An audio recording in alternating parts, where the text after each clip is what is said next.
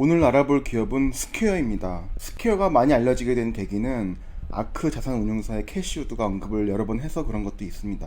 아크 자산운용사의 ETF들에 대해서는 제가 설명드린 적이 있으므로 다시 설명을 안 드리겠지만 5개의 ETF 중에 ARKF, 아크 핀텍 이노베이션 ETF가 대표적으로 핀테크 기업들을 다루는 ETF입니다. 아크 핀텍 이노베이션 ETF가 가장 많이 보유한 종목이 바로 스퀘어이기도 합니다. 10%가 넘는 비율로 가지고 있습니다. 아크 자산운용사의 가장 대표 ETF, 지금의 아크 자산운용사 명성을 잇게 해준 ARKK, 아크 이노베이션 ETF도 스퀘어를 상위 종목으로 보유하고 있습니다. 물론 ARKK ETF의 보유 종목 1위는 9.71%를 보유한 테슬라이지만 스퀘어 역시 5.62%나 보유하고 있습니다. 캐시우드가 스퀘어를 얼마나 유망한 기업으로 보는지 알 수 있습니다. 사실 스퀘어는 신생 기업은 아닙니다. 트위터의 공동 창업자이기도 한 잭 도로시와 그의 친구인 짐 맥켈비가 창업한 기업이 스퀘어입니다. 짐 도로시의 동료 엔지니어이자 친구인 짐 맥켈비가 안경을 팔려고 했는데 개인으로서 신용카드로 결제를 받지 못해서 판매할 기회를 날렸다는 푸념을 잭 도로시에게 늘어놓았고, 여기서 아이디어를 얻어서 스퀘어를 창업하게 된 것입니다. 친구 잘 만나서 인생 역전한 케이스로 보면 될 것 같습니다. 짐 맥켈비는 단지 푸념 정도 수준의 사고만 가능했다면 잭 도로시는 이걸 기반으로 솔루션을 생각해낸 것입니다. 그래서 이렇게 스퀘어같이 생긴, 즉 네모난 단말기만 휴대폰에 연결하면 신용카드 결제가 가능한 단말기, 즉 포스 단말기 같은 걸 만든 것입니다. 주가를 보면 2016년 1월 1일에 8.7불이었는데 현재 195.97불이니 대략 5년도 완전 기간 동안에 20배 이상 주가가 오른 걸 알 수 있습니다. 참 아이러니한 게 스퀘어라는 기업은 신생기업도 아니고 한국의 투자자들에게조차 알만한 사람들은 다 아는 기업이었다는 것입니다. 또한 이 기업의 무서운 성장세는 이미 2012년에서 13년도에 충분히 알려져 있는 사실이었는데 20배의 수익을 고스란히 가져간 투자자가 얼마나 있을까 하는 생각도 듭니다. 같은 기간 애플이 4.8배, 즉 대략 5배 정도 올랐을 때 스퀘어는 20배가 오른 것입니다. 특히 올해에만 4배가 올랐습니다. 스퀘어의 동종업체이자 경쟁사로 볼 수 있는 페이팔은 지난 4년간 대략 5배가 올랐고 올해에만 2배 가까이 주가가 올랐습니다. 그럼 왜 스퀘어만 이렇게 엄청난 성장을 할 수 있었는지, 그리고 저나 또는 지금 영상을 보시는 분들은 이런 기업을 미리 발굴하고 수익을 내는 것은 과연 정말 어려운 것인가 같이 고민을 해보겠습니다. 애널리스트 컨센서스는 항상 이 종목이 저평가되어 있다고 하다가 이번에 최근 6개월 만에 무려 3배나 올라서 이번엔 25% 정도 고평가되어 있다는 컨센서스를 내고 있습니다. 그럼 스퀘어라는 기업에 대해 좀 들여다보도록 하겠습니다. 스퀘어는 아실 분들은 다 아시다시피 사업 포트폴리오는 크게 2가지로 나눠집니다. 하나는 셀러, 또 다른 하나는 캐시앱인데 셀러 같은 경우엔 주로 포스 사업으로 보시면 됩니다. 소상공인들 같은 경우에 예를 들면 POS, 즉 포인트 오브 세일즈 단말기부터 관련 소프트웨어와 전산망까지 모든 솔루션을 스퀘어가 제공을 하는 것입니다. 그럼 어떤 점이 스퀘어의 포스 단말기의 특별한 점인지 생각해 보겠습니다. 가령 지금 보시는 포스 단말기가 보통 우리가 식당 같은 곳에 가면 쉽게 볼 수 있는 단말기인데 이는 약정 기간도 있고 폐쇄적인 서버에 연결되어 있을 것이고 각종 소프트웨어의 업데이트 등도 매뉴얼로 해야 할 것입니다. 하지만 스퀘어 포스 같은 경우엔 가장 큰 장점이 클라우드를 기반으로 한 웹 포스가 특징이라는 걸 보면 되겠습니다. 일반 기업에서 허접한 서버실에서 허접한 서버 장비를 가지고 운영을 하는 것보다 깔끔하게 AWS 클라우드 서비스를 사용하는 것이 운용 안정적인 측면이나 비용 면에서 훨씬 합리적이듯이 스퀘어는 클라우드 기반이다 보니 매우 최적화된 그리고 유저 인터페이스가 매우 뛰어난 소프트웨어가 제공되고 항상 소프트웨어는 업데이트가 되어 있을 것이며, 물론 클라우드다 보니 장소에 제약 없이 어떤 곳에서도 인터넷만 있으면 포스 정보를 끌어오고 관리할 수 있습니다. 물론 포스 단말 정보에 대해 다양한 분석 리포트를 제공하며 판매에 대한 인사이트도 사용자에게 제공한다고 합니다. 단순히 포스 단말기 수준을 넘어서 여기 나와 있듯이 직원들 급여 관리, 인보이스 송장 관리, 커스터머 인게이지먼트, 즉 고객 관리까지 소상공인에게 필요한 전사적 자원 관리 시스템 수준, 즉 소상공인 업계에 ERP를 제공한다고 보면 되겠습니다. 하지만 아직은 포스 업계에서는 다른 정통 경쟁사들 대비해서는 시장 점유율이 다소 미약하다고는 볼 수 있겠습니다. 가장 큰 이유는 포스라는 마켓이 없던 마켓이 아니고 이미 기존에 있는 마켓을 비집고 들어가서 시장 점유율을 끌어올려야 하기 때문에 이게 쉽지 않은 것입니다. 그리고 장사하는 사람 입장에서는 스퀘어 포스의 수수료가 특별히 저렴하지는 않은데 굳이 익숙한 포스 시스템을 스퀘어 포스 시스템으로 바꾼다는 건 이것저것 솔루션을 제공한다고 해도 그렇게 매력적이지 않을 수도 있습니다. 스퀘어의 다른 사업 분야는 캐시 앱입니다. 이 부분이 흥미로운데 여기서 가장 흥미로운 부분은 비트코인 부분입니다.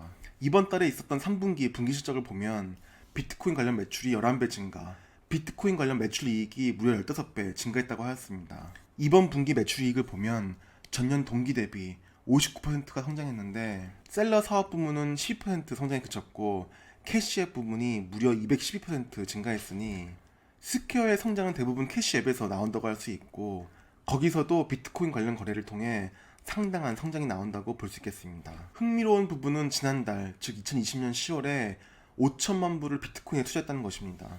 일단 결과론적으로는 현재 비트코인이 한창 상승하고 있으니 옳은 결정이었다고 할 수 있겠지만 회사 자산을 비트코인에 투자할 정도로 비트코인에 대한 확신을 가지고 있는 점이 흥미롭습니다.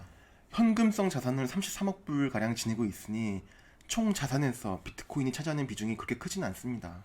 캐시앱에 대해서는 사실 한국에서는 서비스를 안 하니 많이 생소할 것 같습니다만 그래도 스퀘어의 성장을 이끄는 사업 부문이니 대충 개념만 좀 짚고 넘어가면 대략적으로 캐시앱을 통해 한국의 토스처럼 돈을 보내고 또한 소비하고 돈을 예치해줄 수도 있고 또한 비트코인이나 주식 등을 바로 투자할 수도 있습니다.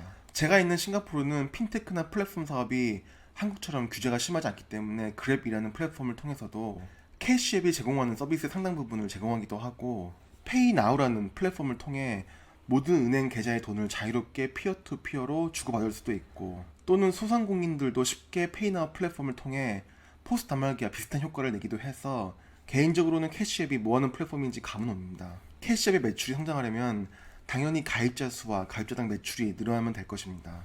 매출은 가입자 수 곱하기 가입자당 매출이기 때문입니다. 캐시앱 관련 매출이 스퀘어의 매출을 이끄는 가장 큰 이유는 스펜딩 관련 매출이 늘어서 그렇습니다. 크게 샌딩, 스펜딩 그리고 인베스팅 이렇게 세 개의 부분으로 캐시앱의 매출을 나눌 수 있는데 샌딩은 예금, P2P 거래 등 그리고 캐시 포 비즈니스라고 해서 가령 일반 상점에서도 캐시앱을 통해 비용을 지불할 수도 있는 부분도 포함되어 있고 이 부분의 성장이 매우 컸습니다. 그런데 샌딩뿐만 아니라 스펜딩 부분 역시 매출이 폭발 성장했습니다. 이는 캐시카드 거래가 성장을 이끌었고 그 외에 캐시카드를 이용한 ATM 인출 등등도 스펜딩 부분에 포함됩니다. 캐시카드는 캐시앱의 기능을 물리적 카드 형태로 옮겨 놓아서 캐시카드를 통해 ATM에서 돈을 인출하거나 일반 상점에서 신용카드처럼 사용하는 것이 가능하게끔 해주는데 캐시앱에 대해 이해를 해주는 문구를 예를 들어 설명드리겠습니다. 가령 30불에 친구랑 피자를 같이 먹었는데 친구랑 더치페이 하고 싶은 경우 친구가 절반값인 15불을 캐시앱을 통해 보내줄 수 있습니다. 그리고 캐시카드 제휴 할인해주는 커피숍에 가서 캐시앱의 잔액 밸런스를 이용해서 커피를 사 먹고 또한 잔액 밸런스를 이용해서 비트코인이나 주식 등을 투자할 수도 있는 것입니다. 다시 매출 추이를 보면 인베스팅 부분의 증가세는 매우 미세하게 보이는데 이 매출은 모두 비트코인 관련 매출을 보면 되겠습니다. 어쨌든 스퀘어는 캐시앱을 통해 사업에 대박을 치고 있고 거래량으로 보면 보시는 것처럼 매년 거의 2배씩 계속 성장하고 있습니다. 그야말로 캐시카드를 도입한 이후에 스퀘어의 성장은 정말 탄력을 받고 있는데 이 부분에 대해 앞으로도 계속 이렇게 성장할지 정말 캐시우드 말대로 스퀘어가 다음 나스닥을 이끌 기업일지 한번 고민을 해봐야겠습니다.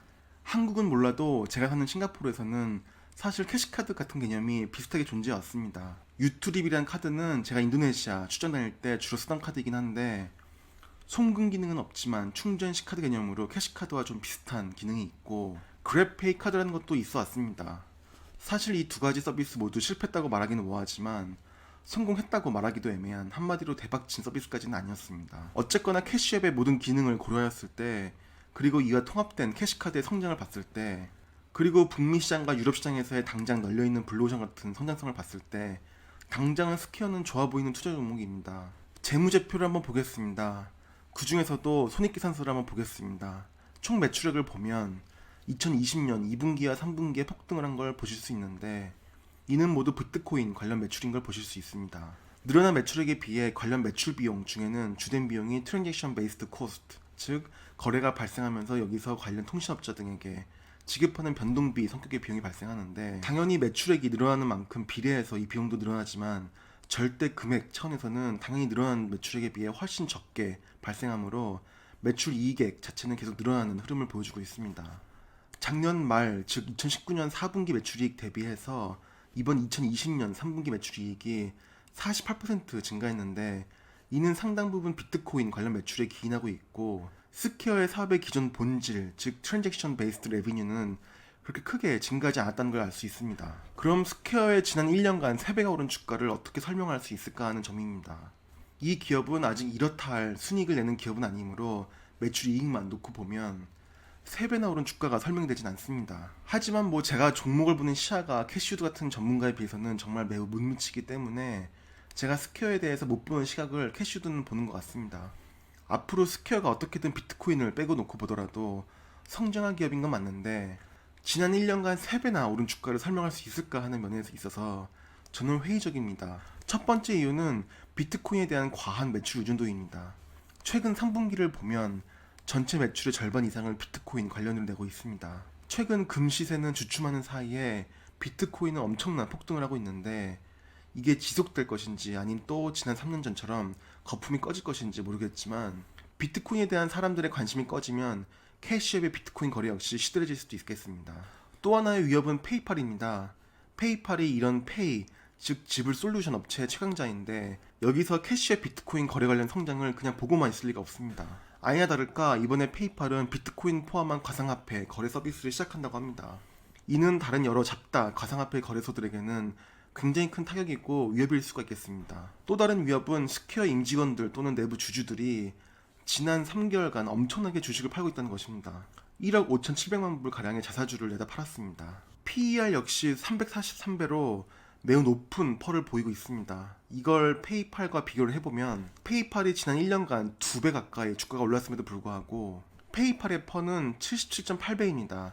스퀘어의 펄가 거의 5배가량 더 높은 것인데 그래도 정말 옛날부터 온라인 지불 시스템을 거의 과점 수준으로 지배해온 페이팔보다 5배나 더 고평가를 받을 만큼 스퀘어의 성장성이 강한 건지도 한번 생각해봐야 할 것 같습니다. 뭐 어쨌거나 제 개인 의견일 뿐이고 결과론적으로 올해 주식시장을 보면 올해 한국인이 가장 많이 보유한 주식이 테슬라인데 저는 테슬라를 한 주도 직접 투자를 하지 않았었기 때문에 제 의견이 상대적으로 맞다고는 생각하지 않습니다. 저는 로우 리스크 미디엄 리턴을 투자 철학으로 지니고 있는데 테슬라는 고위험 종목으로 생각했었고 물론 제 생각은 완전히 빗나갔습니다. 뭐 이에 대해 아쉽거나 후회를 하진 않습니다. 어쨌거나 한국인 투자자분들 덕분에 이런 식으로라도 외화벌이가 된 것은 대한민국 국부 차원에서 이롭고 기본적으로 남, 즉 제3자가 부를 창출하는 것이 저의 부를 해야 하는 것은 아니기 때문에 진심으로 한국인이 미국 주식시장에서 그리고 홍콩 주식시장에서 선전하는 것이 참 보기 좋습니다. 스퀘어를 물론 제가 현재는 좀 회의적으로 보지만 캐시우드 같은 전문가가 보는 다양한 시각들을 모두 놓치고 제가 볼 확률이 높기 때문에 이 기업이 앞으로 계속 잘 나갈지도 모르겠습니다만 단순히 제가 보기엔 그냥 퀘스천 마크가 많은 기업이긴 합니다. 최근에 제 본업도 좀 바빴고 제가 실제로 제 포트폴리오에 담을 매수 종목들을 선정하는데 개인적으로 많은 시간을 써서 영상을 조금 뜸하게 올렸습니다. 이 점에 대해 다 떠나서 반성하고 있고 종종 영상을 더 열심히 올리도록 노력하겠습니다. 그럼 다음 영상으로 조만간 다시 찾아뵙겠습니다. 영상 시청해주셔서 감사드립니다.